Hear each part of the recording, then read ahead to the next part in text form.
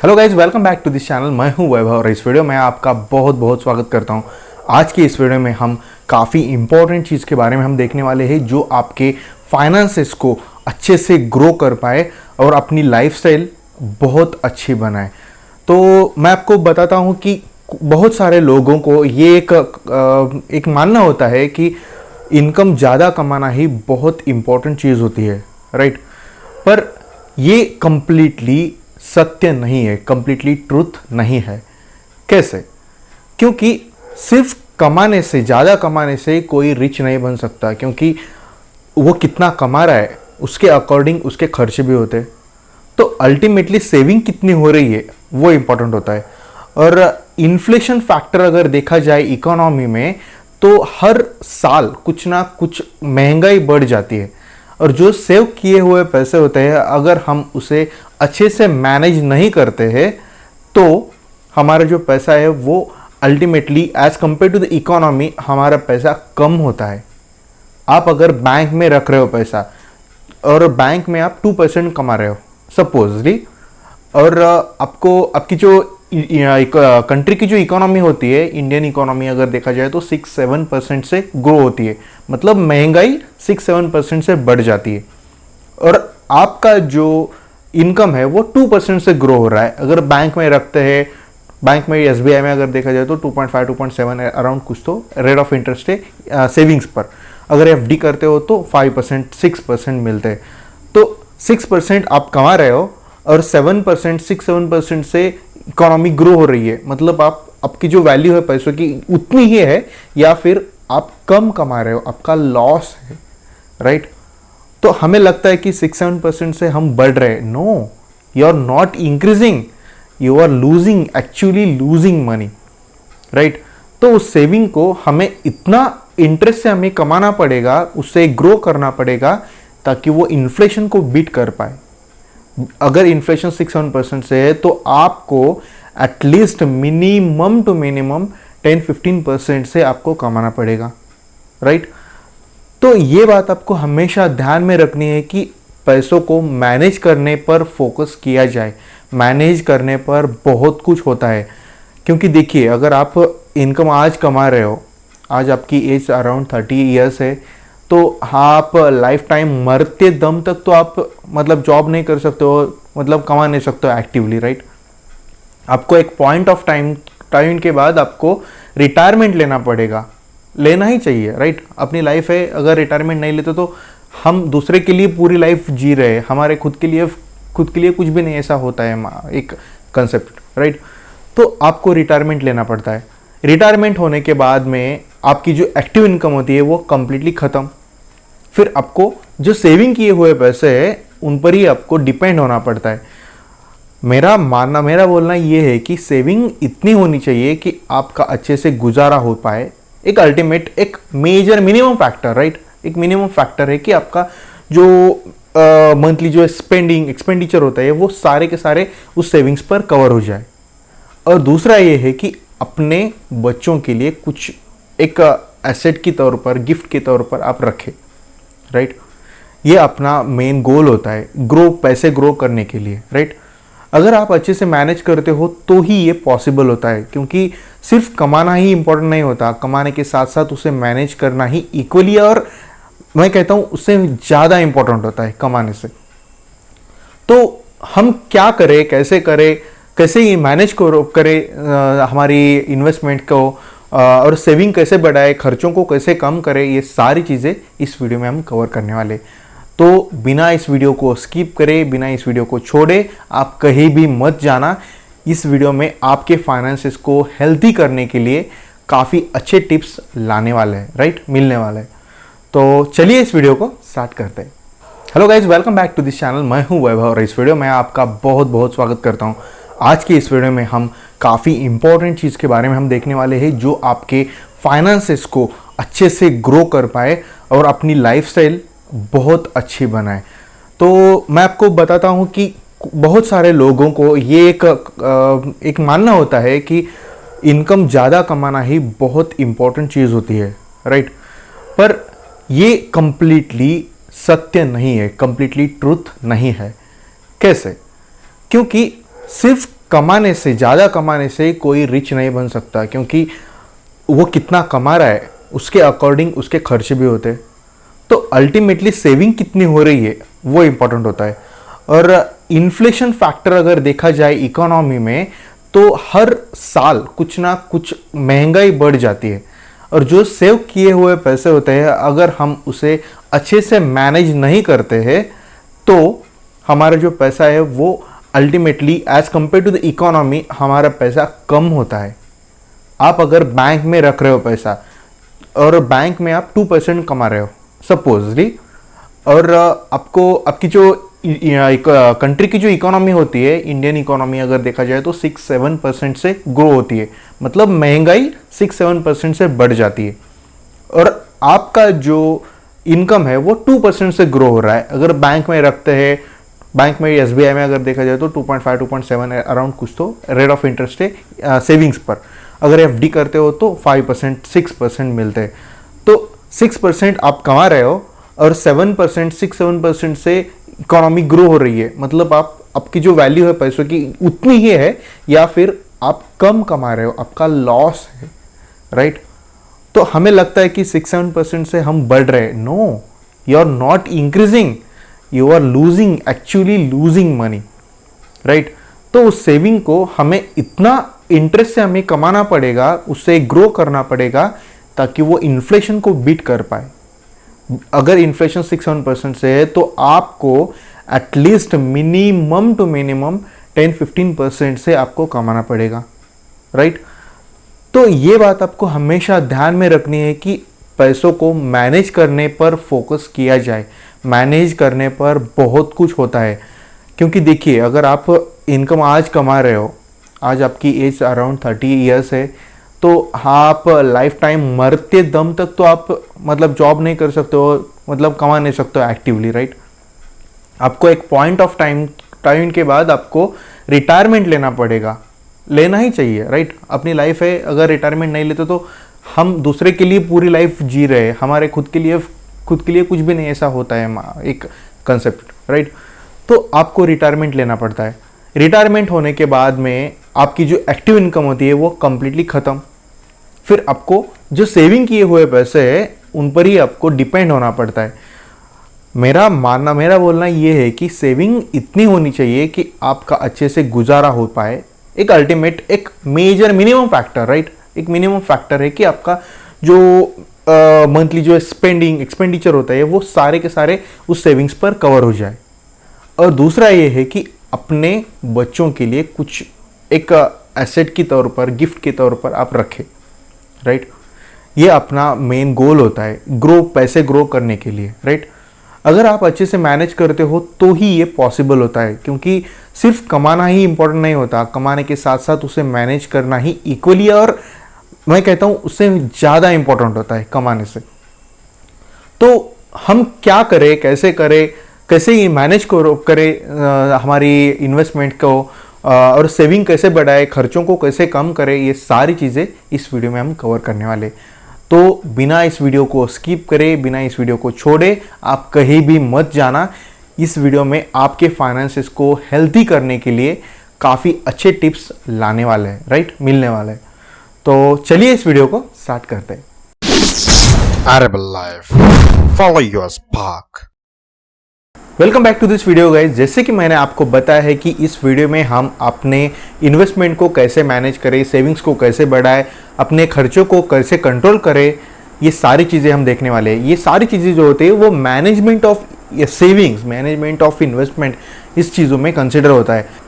आप कितना भी कमा रहे हो तो भी आप कितना इन्वेस्ट कर रहे हो, कितना सेव कर रहे हो, कैसे आपके एक्सपेंडिचर प्लान्स है, आपके गोल्स के अकॉर्डिंग आपके इन्वेस्टमेंट प्लान्स है कि नहीं, ये बहुत इंपॉर्टेंट होता है। अदरवाइज आपका पैसा कहाँ आ रहा है, कहाँ जा रहा है, ये भी आपको पता नहीं चलेगा। ट्रस्ट मी गाइज, काफ़ी सारे ऐसे लोग हैं जिनके पास बहुत ज़्यादा इनकम है, मंथली इनकम, बट उनके पास महीने में 5% भी सेव नहीं होते। मैं परसेंट में बोलता हूँ, कभी भी 5% भी सेव नहीं होते तो उस इनकम का क्या फ़ायदा, राइट। आपको क्या करना है, टारगेट अगर अभी पॉसिबल होता है तो ठीक है, नहीं पॉसिबल होता है तो इन फ्यूचर आप देख लो, पर मिनिमम टू मिनिमम आपका 30% जो इनकम का 30% आपको सेविंग में चला जाना चाहिए। कहाँ भी सेव करो, इन्वेस्ट करो, रिजर्व में रखो, doesn't matter, but minimum to minimum 30% आपको वहाँ साइड में रखना है। 70% में आपके सारे खर्चे कवर होने चाहिए, ये आपका टारगेट रहना चाहिए, राइट।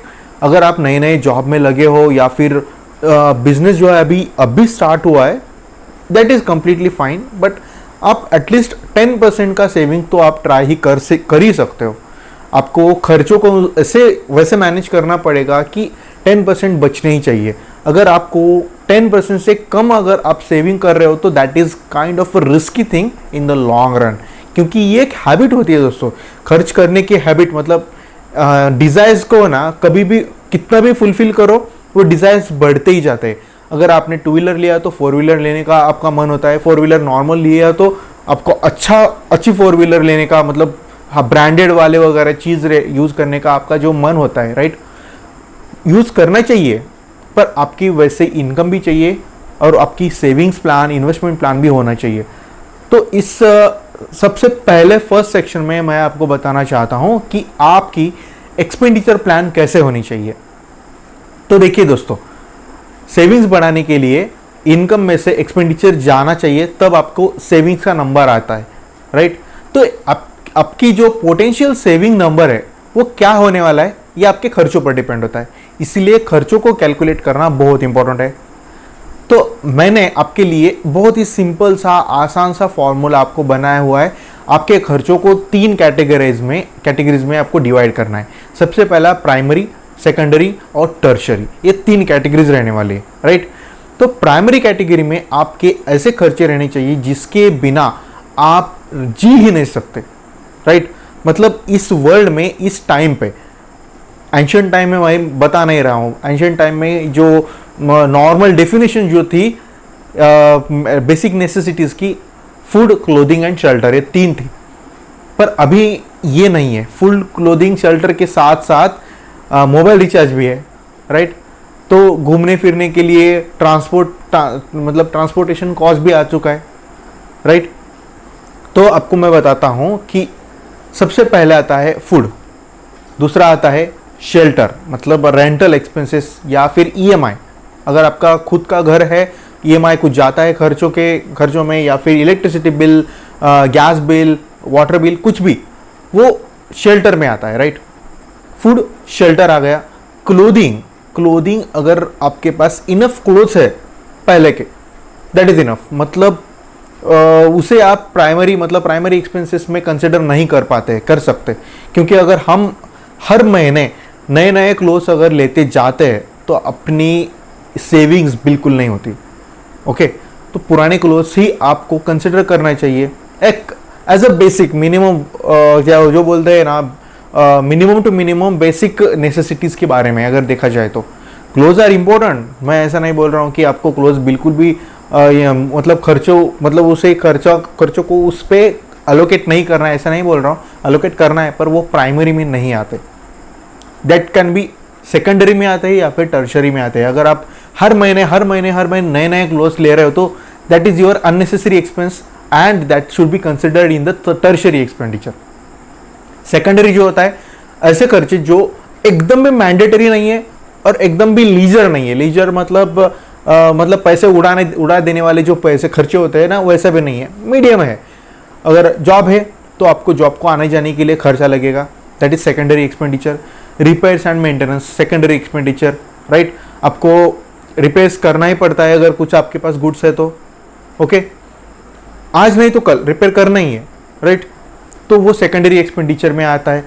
बुक्स सेकेंडरी में, लाइब्रेरी, ट्यूशन फीस, ये सब सेकेंडरी एक्सपेंडिचर में आता है। टर्शरी एक्सपेंडिचर में ऐसे खर्चे जो आपको नेसेसरी नहीं है, ओके। मतलब अगर वो करे भी ना तो भी चलेगा। अगर ऐसे जो कौन से भी एक्सपेंसेस होते हैं उसे आपको टर्शरी एक्सपेंडिचर में डालना है। जैसे कि मूवी टिकट्स, मूवी ज़रूरत नहीं है, अगर मतलब आपको एंटरटेन होना ही है तो आप यूट्यूब पे भी देख सकते हो। जो आप प्लान यूज़ कर रहे हो इंटरनेट का, उसी में आप यूज़ कर सकते हो, राइट। हॉटस्टार का सब्सक्रिप्शन, नेटफ्लिक्स का सब्सक्रिप्शन जो होता है वो आपको पैसा अगर नहीं भी दिया जाए तो भी आप जी सकते हो, राइट? उसके बिना भी आप रह सकते हो। That is called tertiary expenditure. Parties, gifts, यहाँ वहाँ घूमना, वो सारा टर्शरी में आपको डालना है। तो ऐसा आपका साल का कैलकुलेशन होना चाहिए, उसमें आपको सारे के सारे एक्सपेंडिचर कवर होनी चाहिए। इंश्योरेंस का बिल रहना चाहिए, इंश्योरेंस का जो प्रीमियम होता है वो, पैंट्री जो हम फिल करते हैं, जो अनाज वगैरह होता है, साबुन वगैरह, सब कुछ सारी चीज़ें होते हैं ना, वो आपको हर साल का कैलकुलेट करना है, एक साल का पूरा। और एग्जैक्ट लेने की ज़रूरत नहीं, फिगर टेंटेटिव भी ले सकते हो। आपका कुछ कैलकुलेशन डाल दीजिए और सारे के सारे जो एक्सपेंडिचर होते हैं कवर होनी चाहिए उसमें। फिर आपको निकल के आता है मंथली कॉस्ट, कितना आपका मंथ का खर्चा है। अगर आपकी सैलरी 50,000 है और आपका खर्चा 35,000 है तो आपकी सेविंग्स 15,000 हो रही है। Simple as that. तो आपका जो परसेंटेज वाइज अगर देखा जाए तो अच्छा खासा सेविंग्स भी हो रहा है, मोर देन 10%। तो ये काफ़ी इंपॉर्टेंट एक फैक्टर होता है कि आपकी सेविंग्स को बढ़ाने के लिए। खर्चा अगर कंट्रोल है तो सेविंग्स भी बढ़ जाती है। और उस सेविंग्स को क्या करें, अभी आता है मेन पॉइंट। सेविंग्स को आपको ऐसी जगह पर इन्वेस्टमेंट करना है जो आपको रिटर्न भी दे, मतलब प्रॉफिट, और आपकी जो सेविंग्स है वो उसे सिक्योर भी करे। पर हर एक इन्वेस्टमेंट का एक कुछ डिफरेंट फीचर्स होते हैं, कैटेगरीज होते हैं। हर एक इन्वेस्टमेंट एक ही पॉइंट ऑफ व्यू से, एक ही एंगल से आप देख नहीं सकते। ये बात आपको देखना होगा, क्योंकि हर एक इन्वेस्टमेंट जो होता है उसका जो रिस्क एपेटाइट होता है वो बढ़ता है, कभी ज़्यादा होता है, कभी कम होता है। उसके प्रॉफिटेबिलिटी भी ज़्यादा होती है, कम होती है। जो प्रोबेबिलिटी होती है वो भी कम ज़्यादा होती है। आपको वो एनालाइज करना आना चाहिए। अगर नहीं आता है तो आपको किसी और से आपको काम कर लेना होगा, राइट? ये काफ़ी इंपॉर्टेंट चीज़ होती है आपके इन्वेस्टमेंट के लिए। अगर आपको इन्वेस्टमेंट करने के लिए अलोकेट कैसे करना है ये आपको देखना है, तो देखिए कैसे करना है। आपके पास सेविंग्स हर महीने 15,000 रुपीज़ आप सेव कर रहे हो। कुछ एक साल से अगर आप सेव कर रहे हो तो 1,80,000 आपकी सेविंग्स हो गई टोटल। तो 1,80,000 अप्रॉक्सीमेटली 2 लाख के आसपास हो रही है। आपको क्या करना है, डिवाइड करना है उससे 3 कैटेगरीज में फिर से, ओके?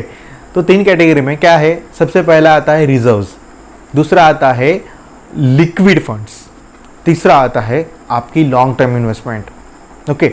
तो लिक्विड फंड्स के बजाय आप शॉर्ट टर्म इन्वेस्टमेंट भी आप कंसिडर कर सकते हो। और रिजर्व्स मतलब आपकी जो कभी भी अगर खर्चे आते हैं, बड़े खर्चे, तो उसे कवर अप करने के लिए वो रिजर्व्स। तो रिजर्व्स पोर्शन जो होता है वो टोटल सेविंग्स का 25% होना चाहिए, ओके? और आपकी जो शॉर्ट टर्म इन्वेस्टमेंट है वो भी 25% होनी चाहिए, लॉन्ग टर्म इन्वेस्टमेंट 50% होनी चाहिए। इसे आप कम ज़्यादा कर सकते हो आपके अकॉर्डिंग। अगर आपके पास कोई फाइनेंशियल एडवाइज़र है तो well and better, well and good, उनसे आप कंसल्ट कीजिए कि कितना पोर्शन लॉन्ग टर्म में रखना चाहिए, कितना पोर्शन शॉर्ट टर्म में रखना चाहिए और कितना पोर्शन रिजर्व्स में। वो अच्छे से गाइड कर पाएंगे अगर आपको समझ नहीं आता है तो। ये एक लेमैन टर्म से मैं आपको बता रहा हूँ कि हर एक आदमी अगर ये फॉलो करता है तो उनको बेनिफिट होता है। अगर बैड फाइनेंसेस की बजाय एक डिसेंट फाइनेंसेस मैनेजमेंट ये एक आपको गाइड देता है, okay? In the long run, अब जब आप इस पर आप ज़्यादा डीप इन जाओगे तो आपको समझ आएगा, आप अच्छे से इसे मैनेज कर सकते हो, राइट? तो समझ लीजिए कि रिजर्व्स क्यों रखते हैं। रिजर्व्स रखते हैं कौन से भी बड़े खर्चे को कवर करने के लिए इंस्टेंटली। शॉर्ट टर्म जो होते हैं 25% जो मैंने आपको बताया था वो शॉर्ट टर्म 1 से 5 साल तक आप रख सकते हो, मैक्सिमम 5 ईयर्स तक आप शॉर्ट टर्म इन्वेस्टमेंट रख सकते हो। 5 ईयर्स के बाद की जो इन्वेस्टमेंट होती है लॉन्ग टर्म इन्वेस्टमेंट, उसे कहा जाता है अपने लैंग्वेज में। अगर इनकम टैक्स के लैंग्वेज में अगर जाओगे तो डिफरेंट ही है उनका। 1 साल के अंदर अगर जो भी इन्वेस्टमेंट्स आते हैं उसे शॉर्ट टर्म कंसिडर करते हैं इनकम टैक्स में। बट हम यहाँ क्या कर रहे हैं, 5 साल के अंदर जो भी इन्वेस्टमेंट्स है उसे हम शॉर्ट टर्म कंसिडर कर रहे हैं, ओके? 5 साल के ऊपर लॉन्ग टर्म। अगर आप कोई फ्लैट लेते हो, फ्लैट क्या 1, 2, 3 साल में आप नहीं बेचते हो, ज़रूरत नहीं है तो, अगर पैसों की ज़रूरत अगर पड़ती है तो शायद बेच भी पाओगे। बट अपना कोई मोटिव नहीं होता है कि कोई फ्लैट लिया और 1-2 साल के बाद हम सेल आउट कीजिए, कर देना, राइट। तो वो एक लॉन्ग टर्म इन्वेस्टमेंट हो गई। और जो शेयर्स नॉर्मल आप शेयर्स लेते हो, म्यूचुअल फंड्स लेते हो, गोल्ड बॉन्ड्स लेते हो या फिर गवर्नमेंट बॉन्ड्स, आप जो भी लेते हो उससे आप कभी भी सेल कर सकते हो विदिन 5 ईयर्स। तो आपके लिए वो शॉर्ट टर्म इन्वेस्टमेंट हो गई, वो शॉर्ट टर्म कमाने के लिए आप लगा रहे हो, राइट। वो एक कंसिडर आप कर सकते हो। तो 25% रिजर्व्स वो आप एफडी कर सकते हो, कहाँ भी करो एफडी, बट अच्छी चीज़ों पे करो। अगर समझ नहीं आ रहा है तो गवर्नमेंट बॉन्ड्स में डाल दो, उससे आपका बहुत अच्छा सा सेविंग्स मतलब सेफ्टी रहेगा। पैसों की वैल्यू थोड़ी थोड़ी क्यों ना हो पर बढ़ती जाएगी और आपको एक अच्छा खासा सेविंग एक सेफ्टी प्रोवाइड करेगा, ओके। उसकी रिस्क बहुत कम होती है। दूसरा जो होता है पोर्शन शॉर्ट टर्म का, शेयर्स में आप इन्वेस्ट कर सकते हो, म्यूचुअल फंड्स में आप इन्वेस्टमेंट कर सकते हो, और जो ट्रेडिंग डे टू डे आप कर सकते हो। जो अगर आप गवर्नमेंट सर्वेंट नहीं हो या फिर आपके पास मतलब आपके ऊपर कोई रिस्ट्रिक्शंस नहीं है तो फ्यूचर्स एंड ऑप्शन में भी आप इन्वेस्टमेंट कर सकते हो, कोई प्रॉब्लम नहीं, बट ध्यान से, हाँ, क्योंकि उसमें वो काफ़ी रिस्की होते हैं। और जो 50% वाला जो पोर्शन होता है वो पोर्शन आपको लॉन्ग टर्म के लिए रखना है। आप चाहे रियल एस्टेट में इन्वेस्टमेंट करो, शेयर्स में ले लो 10 ईयर्स मतलब 5 ईयर्स के बाद सेल करने के लिए। वैसे तो अपना मोटिव पहले कोई नहीं रहता है कि अगर प्रॉफिट आए तो हम सेल कर देते हैं, बट एक जनरल टेंटेटिव में आपको बता रहा हूँ कि एटलीस्ट 5 ईयर्स के बाद आप सेल करने वाले हो तो वो 50% आप कंसिडर कर सकते हो। ऐसे अगर आप प्लान आउट करते हो तो आपके फाइनेंसेस अच्छे से रहेंगे। तो मुझे लगता है कि इस वीडियो में इतना ही। अगर आपके कुछ डाउट्स है तो आप इस वीडियो के कमेंट सेक्शन में पूछ सकते हो या फिर मुझे कांटेक्ट कर सकते हो। इस चैनल के अबाउट पेज में आपको सारे लिंक्स मिल जाएंगे।